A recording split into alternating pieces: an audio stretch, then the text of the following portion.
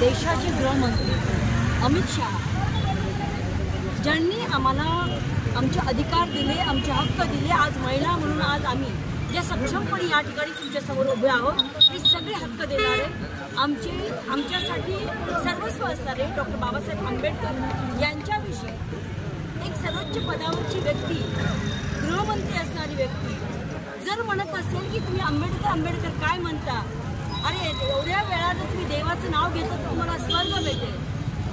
आम्ही सर्व महिलांच्या वतीने आमची एकच मागणी आहे की एवढ्या मोठ्या पदावर व्यक्तीचा डॉक्टर बाबासाहेबांविषयी असं बोलत असेल तर या व्यक्तीला या पदावर राहण्याचा अजिबात हक्क नाही।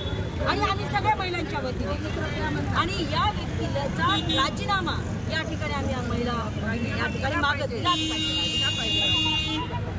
संविधानाचा जो अपमान करत असेल, डॉक्टर बाबासाहेबांचा जो अपमान करत असेल त्याला या देशावर सुद्धा राहायचा अधिकार नाही। आणि संसदेत अशी भाषा